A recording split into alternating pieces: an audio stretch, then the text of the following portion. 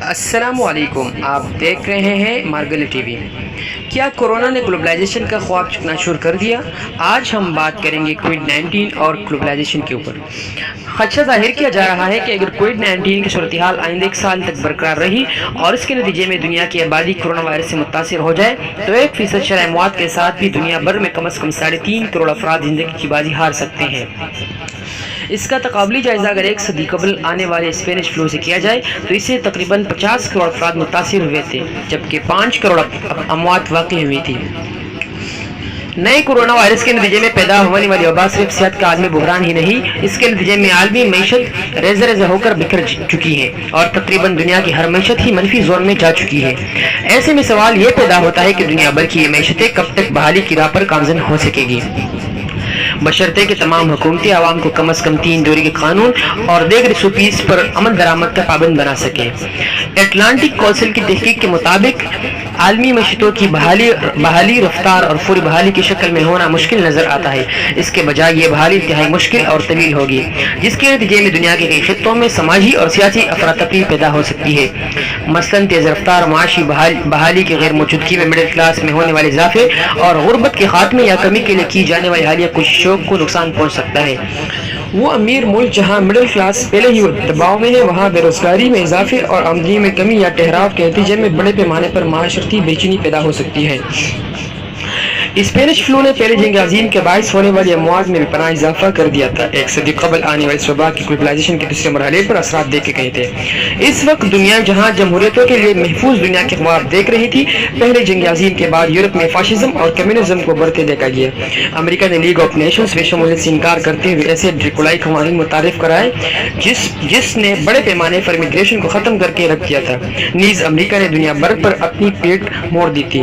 کیا کووڈ-19 کے بعد دنیا تاریخ کو پھر سے دہرائے گی؟ کورونا وائرس سے پیدا ہونے والی وبا کے پھیلنے سے قبل ہی ایسے شواہد ظاہر ہونا شروع ہو چکے تھے کہ دنیا گلوبلائزیشن کے خلاف جا رہی ہے۔ امریکہ اور یورپ کی حکومتوں اور عوام میں امیگریشن کے خلاف جذبات میں اضافہ اور تجارتی رقابت اس کی چند مثالیں ہیں۔ ایسے میں کیا کورونا وائرس کے بعد کی دنیا میں توازن، عالمی اشتراک اور عالمگیریت کے برخلاف قوم پرستی، عوامیت پسندی اور مطلق العنانی کے حق میں چلا جائے گا؟ یورپ اس بحران میں ایک کمزور حالت میں داخل ہوا ہے۔ بریکزٹ، عمر رسید آبادی اور متنازع جرمنی انتخابات۔ یورپ کو کووڈ-19 سے قبل ان مسائل کا سامنا تھا۔ کووڈ-19 کے بعد کی دنیا یورپ کے لیے اس سے بدتر ہو سکتی ہے۔ اٹلی میں پیدا ہونے والی صورتحال کے بعد دنیا نے یورپ کو مزید بکھرتے دیکھا۔ یورپی یونین کا حصہ ہونے کے ناطے بجائے اس کے سر جوڑ کر بیٹھتے اور اس وبا سے نپٹنے کے لیے ایک اجتماعی پالیسی اپناتے ہمیں ہر ملک انفرادی پالیسی اپناتے نظر آیا۔ سرحدوں کی بندش، حفاظتی اور طبی سامان کے حصول کی جنگ، معاشی امدادی پیکیج وغیرہ۔ اب وقت کی بتایا گا کہ یورپ اس ڈھانچہ جاتی مسائل کے سامنے ایک رہتے ہوئے آنے والے ہفتوں اور مہینوں میں بہتر معاشی اور پالیسی تعاون پر متفق ہو پائے گا یا ہم اسے مزید بکھرتے دیکھیں گے۔ ماہرین کا خیال ہے کہ آنے والے برسوں میں ہم گلوبلائزیشن کے بجائے ریجنلزم کو فروغ پاتے دیکھیں گے۔ امریکی بلاک، ایشیائی خطہ اور یورپی زون، اور یہ سب خطے تجارت، ثقافت، کرنسی اور ٹیکنالوجی کی دنیا میں خود انحصاری کی طرف بڑھنے کی کوشش کریں گے۔ ہم مضبوط ریجنل کرنسی بلاک بھی بنتے دیکھ سکتے ہیں، جیسے 80 اور 90 کے عشرے میں یورپ میں جرمنی ڈوئچے مارک، ایشیا میں جاپانی یون اور امریکی خطے میں ڈالر۔ آج یورپ میں ڈوئچے مارک کی جگہ یورو لے چکا ہے، جبکہ ایشیا میں چین کے ابھرنے کے بعد صورتحال کچھ پیچیدہ ہو چکی ہے۔ ہر چند کے یون کو ایک مضبوط ریزرو کرنسی تصور کیا جاتا ہے، مگر مکمل طور پر تبدیلی کے قابل نہ ہونے اور چین پر عدم اعتماد کے باوجود یون تیزی سے اپنی جگہ بنا رہا ہے۔ طویل مدت میں چین اپنی عالمی حیثیت کو پختہ کروانے میں کامیاب ہو جائے گا۔ جہاں تک برکس، برازیل، روس، بھارت، چین اور جنوبی افریقہ کا تعلق ہے، یہ تمام ممالک اپنے خطے کے تجارتی شراکت داروں کے ساتھ جڑ جائیں گے، جہاں سپلائی چین میں کووڈ بحران سے قبل ہی خلل پڑنا شروع ہو چکے تھے۔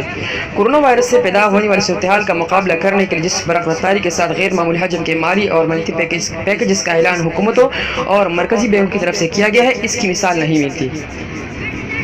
پاکستان نے بھی کووڈ کے اثرات سے اپنے عوام اور ان کی معیشت کو محفوظ رکھنے کے لیے ملک کی تاریخ کے سب سے بڑے مالیاتی پیکیج کا اعلان کیا، جس کی مالیت 1200 ارب روپے سے زائد ہے۔ مزید برآں صوبائی حکومتوں نے بھی کچھ اعلانات کیے۔ مرکزی بینک نے 2 ماہ سے کم مدت میں بنیادی شرح سود میں 105% کی کمی ریکارڈ کی ہے۔